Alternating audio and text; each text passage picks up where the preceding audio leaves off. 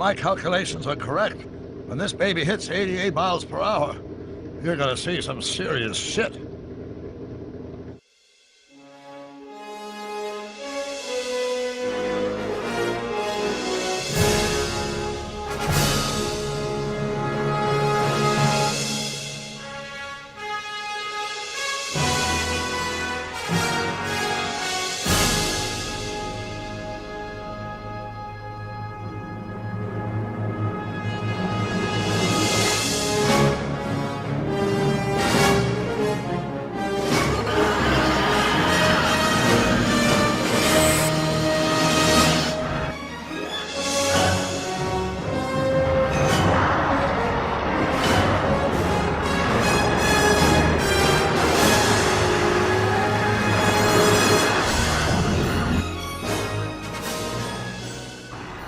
Oh, do but think you stand upon the rivage and behold a city on the inconstant billows dancing.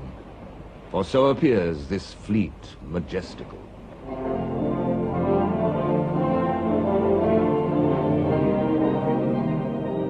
In August 1914, Britain went to war with a very small army and the greatest navy the world had ever seen. The first duty of the Royal Navy was to defend the British Isles against dangers defined 3.5 centuries earlier by Sir Walter Raleigh. There are two ways in which England may be afflicted. One by invasion, the other by impeachment of our trades.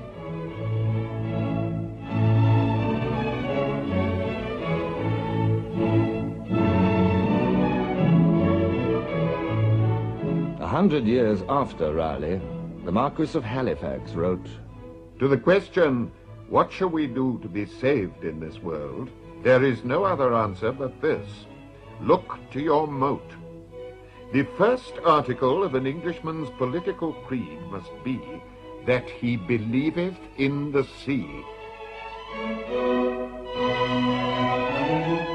Ever since Trafalgar in 1805, Britain's fleet majestical had been the envy and despair of other powers. "Wherever there's water to float a ship," said Napoleon, "we're sure to find you in the way."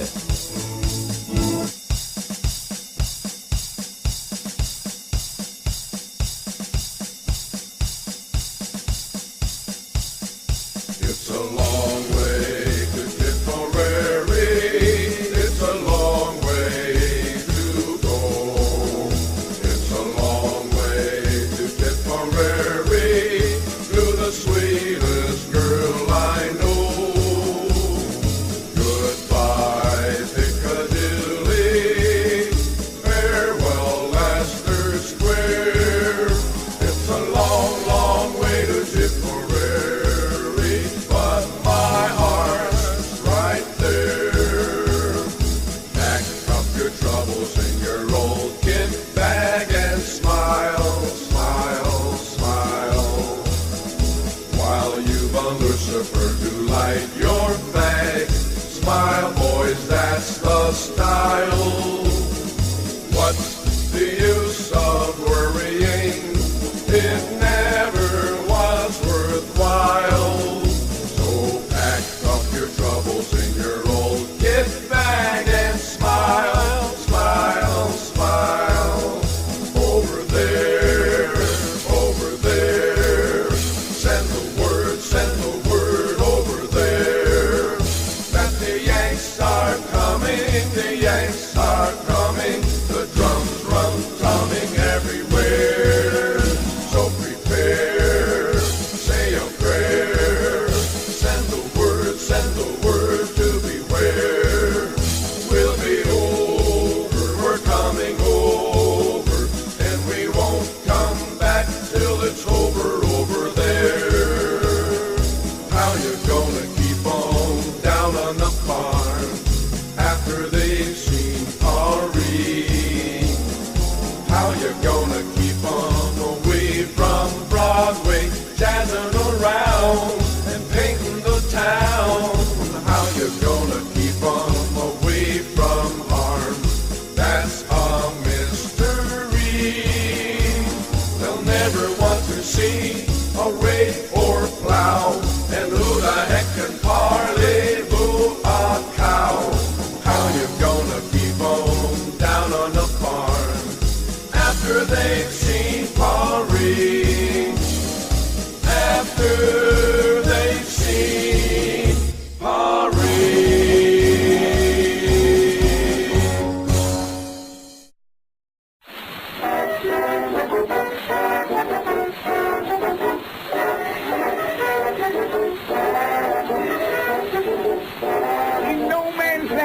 early moon and 6 feet in the shade.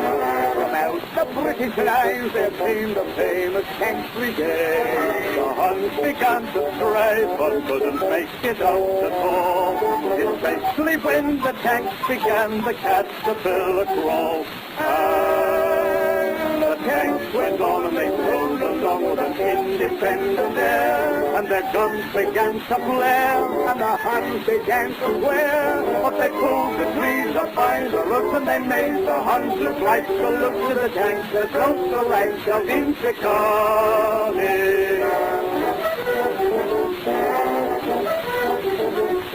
The Huns beat through their trenches, for they couldn't understand. Yesterday, December 7th, 1941, a date which will live in infamy. The United States of America was suddenly and deliberately attacked by naval and air forces of the Empire of Japan. The United States was at peace with that nation, and at the solicitation of Japan, was still in conversation with its government and its emperor, looking toward the maintenance of peace in the Pacific.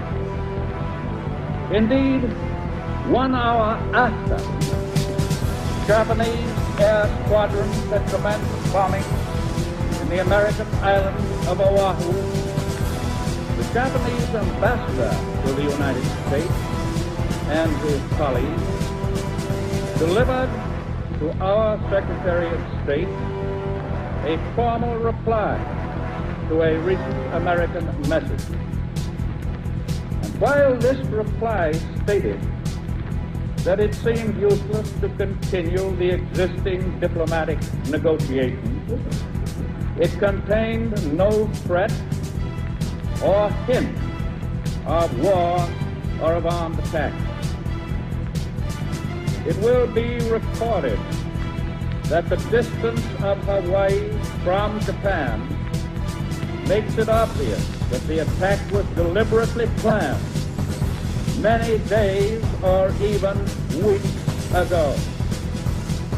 During the intervening time, the Japanese government has deliberately sought to deceive the United States by false statements and expressions of hope for continued peace. The attack yesterday on the Hawaiian Islands has caused severe damage to American naval and military forces.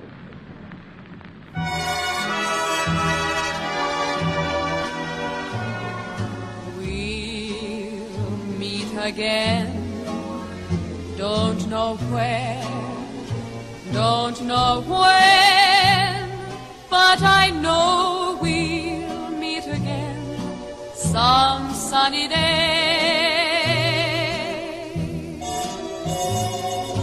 Keep smiling through, just like you always do, till the blue skies drive the dark clouds far away.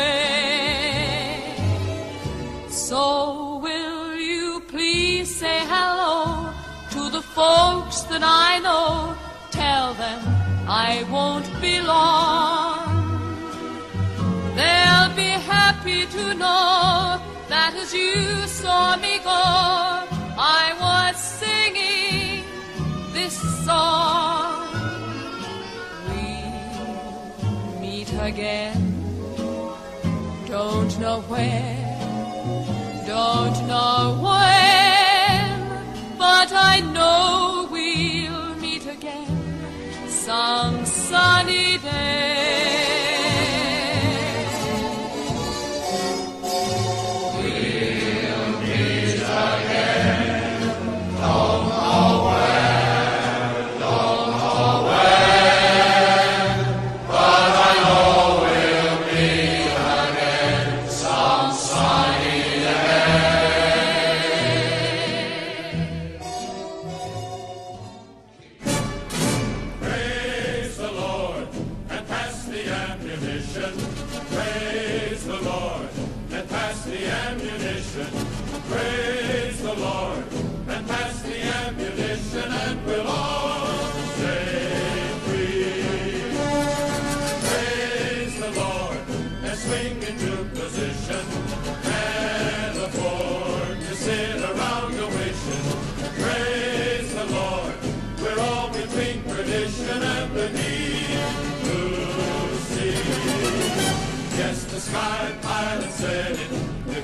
give him credit for a son of a gunner was he.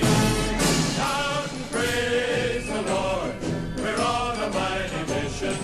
All aboard, we're not a-going fishing. Praise the Lord, and pass the ammunition, and we'll all stay free.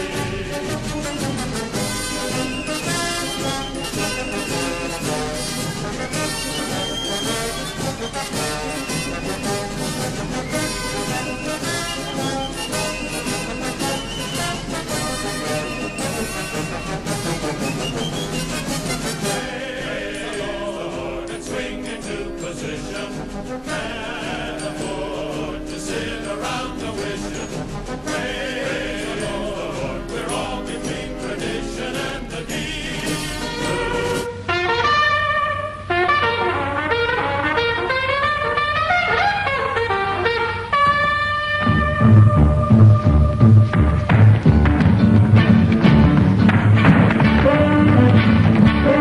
He was a famous trumpet man from out Chicago way.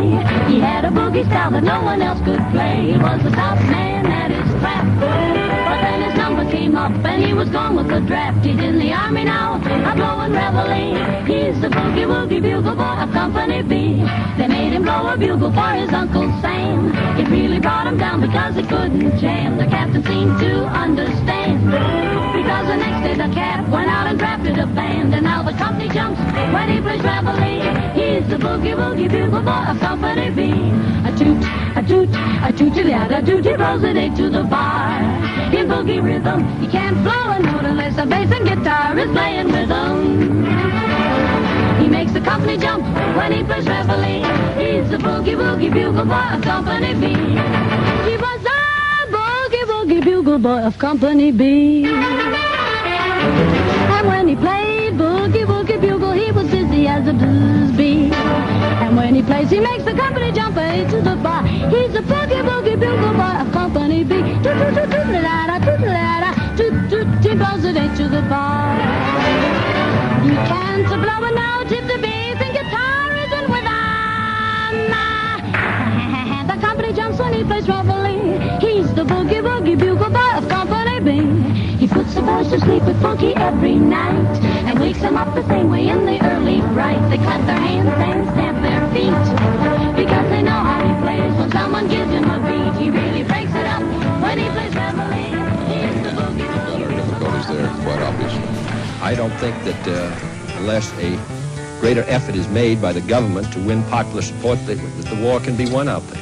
In the final analysis, it's their war. They're the ones who have to win it or lose it. We can help them, we can give them equipment, we can send our men out there as advisors, but they have to win it, the people of Vietnam, against the communists. We're prepared to continue to assist them, but I don't think that the war can be won unless the people support the effort. And in my opinion, in the last 2 months, the government has gotten out of touch with the people. The repressions against the Buddhists, we felt were very unwise. Now, all we can do is to make it very clear we don't think this is the way to win. It's my hope that this will become increasingly obvious to the government, that they will take steps to try to bring back popular support for this very essential struggle. Hasn't every indication from Saigon been that President Diem has no intention of changing his pattern? If he doesn't change it, of course, that's his decision. He's been there 10 years. As I say, he has carried this burden when he's been counted out on a number of occasions. Our best judgment is that he can't be successful on this basis. We hope that he comes to see that. But in the final analysis, it's the people and the government themselves who have to win or lose this struggle. All we can do is help, and we're making it very clear. But I don't agree with those who say we should withdraw. That'd be a great... This is the story of men who are victims of war. They fought the longest war in American history. They all saw heavy combat in Vietnam. Although they were all decorated for heroism, none of them received a hero's welcome.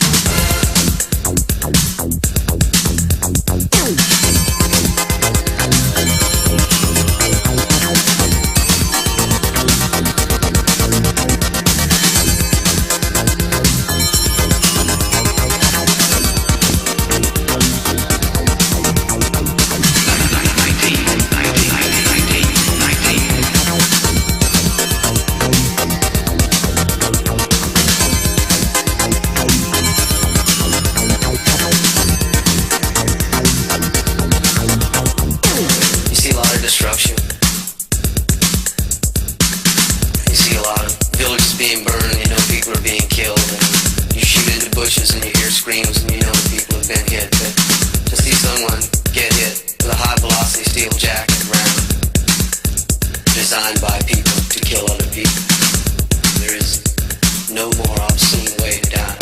Hundreds of thousands of men who saw heavy combat in Vietnam have been arrested since discharge. Their arrest rate is almost twice that of non-veterans of the same age. There are no accurate figures on how many of these men have been incarcerated, but a Veterans Administration study concludes that the greater a vet's exposure to combat, the more likely his chance of being arrested or convicted. This is one legacy of the Vietnam War. They had VCs that were 12 feet tall. They captured the 25th Infantry with a bag full of rocks. You know? Everybody went after Ho Chi Minh with broken bayonets. These were the baddest dudes I ever saw in my life.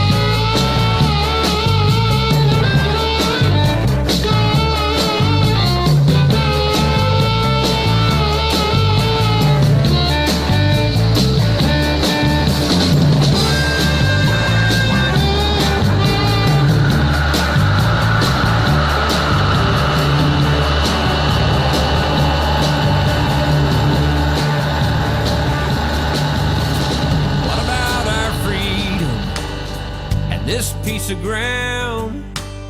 We didn't get to keep 'em by backing down. They say we don't realize the mess we're getting in. Before you start your preaching, let me ask you this, my friend.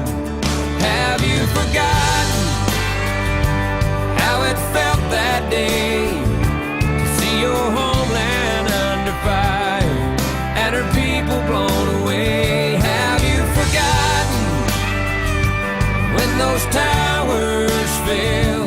We had neighbors still inside, going through a living hell. And you say we shouldn't worry about Bin Laden. Have you forgotten?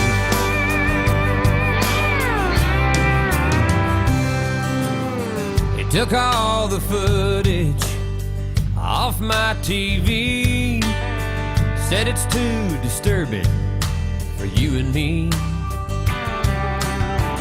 It'll just breed anger, that's what the experts say. If it was up to me, I'd show it every day. Some say this country's just out looking for a fight. Well, after 9/11, man, I'd have to say that's right. Have you forgotten how it felt that day to see your homeland under fire and her people blown away?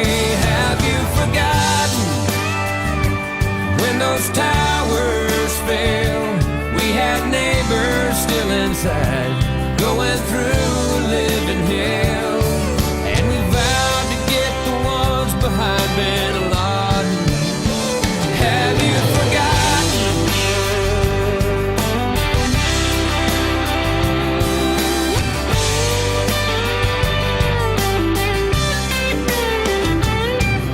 I've been there with the soldiers who've gone away to war. You can bet that they remember just what they're fighting for. Have you forgotten all the people killed? Yes, some went down like heroes in that Pennsylvania field. Have you forgotten about our Pentagon? All the loved ones that we lost and those left to carry on. Don't you tell me not to worry about Bin Laden.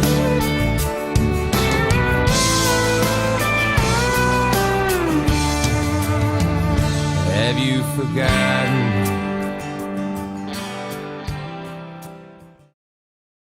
Hey, Doc, we better back up. We don't have enough road to get up to 88. Roads? Where we're going, we don't need roads.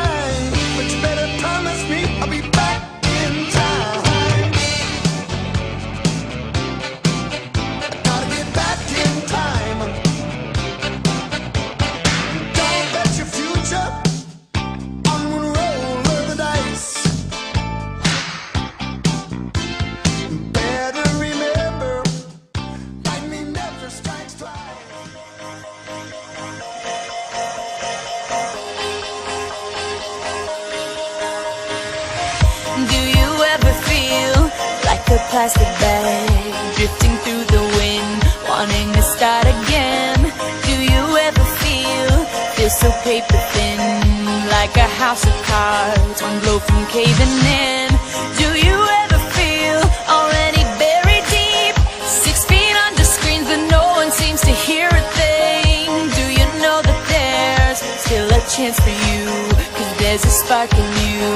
You just gotta ignite the light and let it shine just on the night, like the 4th of July. 'Cause baby, you're a firework.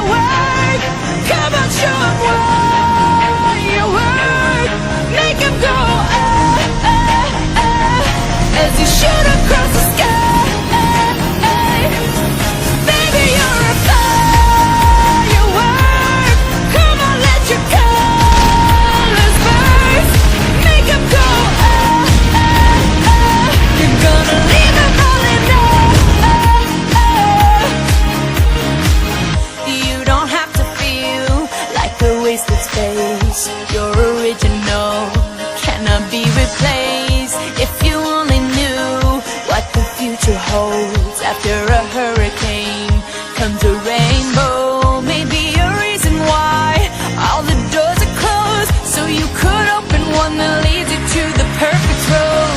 Like a lightning bolt, your heart will glow, and when it's time, you know you just gotta ignite the light and let it shine just on the night, like the 4th of July. Baby, you're a firework. Come on, show 'em what you want. Make 'em go as you shoot across the sky. Baby, you're a firework. Come on, let your colors burst. Make 'em go you're gonna leave 'em all in Boom, boom, boom. Even brighter than the moon, moon, moon. It's always been inside of you, you, you. And now it's time to let it through. 'Cause baby, you're a firework. Come on, show 'em what you work. Make 'em go as you shoot across the sky. Baby, you're a firework. Come on, let your colors burst. Make 'em go you're gonna leave 'em all in